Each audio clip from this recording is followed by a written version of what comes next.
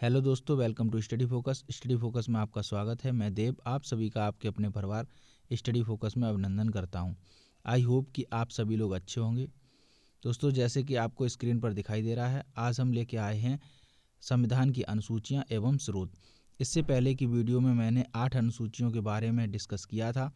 जिन साथियों ने अभी तक उस वीडियो को नहीं देखा है तो जाकर पहले उस वीडियो को देख लें। तो देर ना करते हुए बढ़ते हैं अपने सेशन की तरफ। अब हम बात करेंगे नवीं अनुसूची में। आप लोग मुझे बताएंगे कि 8वीं अनुसूची में किसका उल्लेख किया गया है। ठीक है, नवीं अनुसूची में देखेंगे तो नवीं अनुसूची में प्रथम संविधान संशोधन अधिनियम 1951 के माध्यम से नवीं अनुसूची को जोड़ा गया, जिसका संबंध भूमि सुधार से है। ठीक है, तथा जमींदारी प्रथा से है। तो नवीं अनुसूची की बात कर लें तो उसे संविधान संशोधन 1951 में जोड़ा गया और इसका संबंध है भूमि सुधार के लिए। बस इतना ध्यान रखना है। प्रारंभ में यह प्रावधान किया गया था कि इसके अंतर्गत रखे गए विषयों को कि न्यायालय द्वारा समीक्षा नहीं की जाएगी।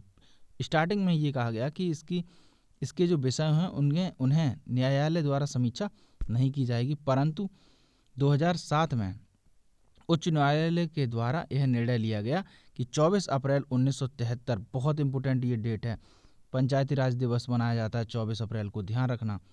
ठीक है, उसके बाद 24 अप्रैल 1973 के पश्चात 9वीं अनुसूची में शामिल विषयों को न्यायालय के द्वारा समीक्षा की जा सकेगी तथा यदि वह विषय संविधान के मूल ढांचे अथवा आधारभूत ढांचे का उल्लंघन करते हैं तो न्यायालय के द्वारा अवैध घोषित किए जाएंगे। ठीक है, अब मूल ढांचे की बात करें तो मूल ढांचे का मतलब ये हमारा कमरा है। ठीक है, अब कमरे की दीवारों को चेंज नहीं करना है। इसके अंदर यहाँ बेड रख लो, ठीक है, यहाँ अलमारी रख लो, कहीं भी रख लो, चेंज कर लो, लेकिन मूल ढांचा का मतलब उसका जो ढांचा है कमरे का उसे चेंज नहीं करना है। उसके अंदर आप चेंज कर सकते हो। ठीक है, आगे बढ़ते हैं, आगे देख लेते हैं मूल ढांचा। देखो वही बात की, मूल ढांचा या आधारभूत ढांचा संविधान के ऐसे प्रावधान जिसमें संसद संशोधन नहीं कर सकती है। ठीक है, यानी जो आपकी ये बाउंड्री है इसमें संशोधन नहीं कर सकते कि बाउंड्री इधर बढ़ा लो या इधर बढ़ा लो, ऐसा नहीं है। इसके अंदर आप कैसे भी कमरे बनाओ, ठीक है, लेकिन बाउंड्री को संशोधित नहीं कर सकते। उसे ही हम क्या कहते हैं, मूल ढांचा कहते हैं, या फिर उसे ही मूल ढांचा की संज्ञा दी गई है।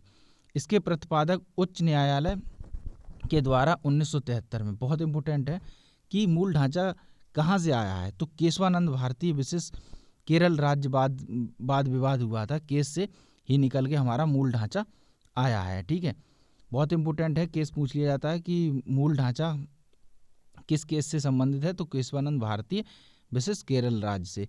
कब न्यायालय ने दिया? 1973 में। आगे बढ़ते हैं, आगे देख लेते हैं 10वीं अनुसूची। 10वीं अनुसूची की बात करें तो 10वीं अनुसूची में 52वें संविधान संशोधन अधिनियम 1985 के माध्यम से जोड़ी गई। कब? 52वें संविधान संशोधन 1985 में। ठीक है, 10वीं अनुसूची का संबंध दल बदल से है। बस यही याद रखना कि 10वीं अनुसूची का संबंध किससे है? दल बदल से है। और कब जोड़ी गई? 1985 में। कौन से संविधान संशोधन? तो 52वें संविधान संशोधन। आगे बढ़ते हैं, आगे देख लेते हैं 11वीं अनुसूची। 11वीं अनुसूची में 73वें संविधान संशोधन अधिनियम 1992 के माध्यम से जोड़ी गई है। बहुत इंपॉर्टेंट है, बहुत बार पूछी जाती है। 73वीं संविधान संशोधन अधिनियम 1992, याद रखना। ठीक है, अब इसमें क्या है? इसके अंतर्गत पंचायती राज हमारा किस संविधान संशोधन के अंतर्गत आता है? 73वें संविधान संशोधन अधिनियम 1992 के अंतर्गत। कौन से भाग में आता है? भाग 9 में।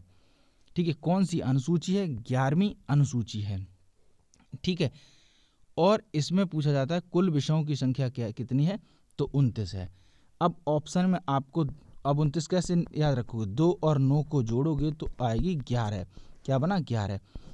तो समझ जाओ कि 11वें अनुसूची में जो पंचायती राज है उसमें कितने विषय हैं? 29 विषय। याद करने का तरीका ध्यान रखना, 29 विषय, यानी 2 और 9 को जोड़ा तो 11। 29 विषय किस में है? 11वीं अनुसूची में है। ठीक है, किससे रिलेटेड है? पंचायती राज से है। कौन सा संविधान संशोधन? 73वें संविधान संशोधन। कब? 1992 में। ठीक है, भाग किस में है? भाग 9 में। और आप मुझे कमेंट में बताओगे कि पंचायती राज दिवस कब मनाया जाता है। आगे बढ़ते हैं, आगे देख लेते हैं। अगली है हमारी 12वीं अनुसूची। ये भी बहुत इम्पोर्टेंट है। यह है 74वें संविधान संशोधन अधिनियम 1992 के माध्यम से जोड़ी गई है। कौन सा संविधान संशोधन? 74वां। कब? 1992 में। 12वीं अनुसूची को संविधान में जोड़ा गया तथा नागरिक प्रशासन को मान्यता प्रदान दी गई। ठीक है, जो नगरीय है, यहाँ पर गलत लिख दिया, नगरीय नगर पालिका जिसे हम कहते हैं, नगरीय शासन प्रशासन को मान्यता प्रदान की गई है। ठीक है, इसके अंतर्गत नगरीय संस्थाओं में कुल 18 विषय हैं। वहाँ पर कितने विषय थे? 29 विषय। कैसे? 2 और 9 को जोड़ेंगे तो बनेगा क्या? 11। 11वें अनुसूची में कितने विषय हैं? 29 विषय हैं। बहुत बार पूछा जाता है, इंपॉर्टेंट है, टिक करना है। और 12वीं अनुसूची के अंतर्गत 18 विषय आते हैं। ठीक है, 18 29 का आधा कर दो तो कितना हो गया? 18 है। ठीक है, कौन सा संविधान संशोधन? 74वां संविधान संशोधन। अब 11वां है पंचायती राज से, 12वां है नगर पालिका से। ठीक है, नागरीय व्यवस्था से, प्रशासन से है, यहाँ पर ये गलत हो गया, ध्यान रखना, नगरीय प्रशासन से है। ठीक है, आगे बढ़ते हैं, आगे देख लेते हैं। आगे हम बात करेंगे संविधान के स्रोतों की। ठीक है, बहुत इंपॉर्टेंट है, एक क्वेश्चन यहाँ से भी बन जाता है। ब्रिटेन की बात करें तो ब्रिटेन से संसदीय शासन प्रणाली, विधि का शासन, एकल नागरिकता, विधायी प्रक्रिया। ठीक है, एकल नागरिकता हमारी कहाँ से ली जाती है? ब्रिटेन से। नोट कर लें इन्हें अच्छे से। दूसरा है अमेरिका से प्रस्तावना, मूल अधिकार, राष्ट्रपति का निर्वाचन, राष्ट्रपति का महाभियोग। बहुत बार पूछा गया राष्ट्रपति का महाभियोग कहाँ से लिया गया? तो अमेरिका से। ठीक है, और जिस तरह से राष्ट्रपति को हटाने के लिए सीधा नहीं हटा सकते, महाभियोग लाना पड़ेगा उनके लिए, संसद में पास कराना पड़ेगा। उपराष्ट्रपति का पद और न्यायिक पुनरावलोकन। ठीक है, आगे बढ़ते हैं। कनाडा की बात करें, कनाडा से मजबूत केंद्र के साथ संघात्मक शासन, संघ के स्थान पर यूनियन शब्द का प्रयोग। संघ जो है वहाँ पर किसका प्रयोग किया गया? यूनियन का। कहाँ से लिया गया? कनाडा से। अपशिष्ट विषय केंद्र को प्रदान किया जाना, राज्यपाल की नियुक्ति, ये इंपॉर्टेंट है, राज्यपाल की नियुक्ति कहाँ से ली गई? कनाडा से।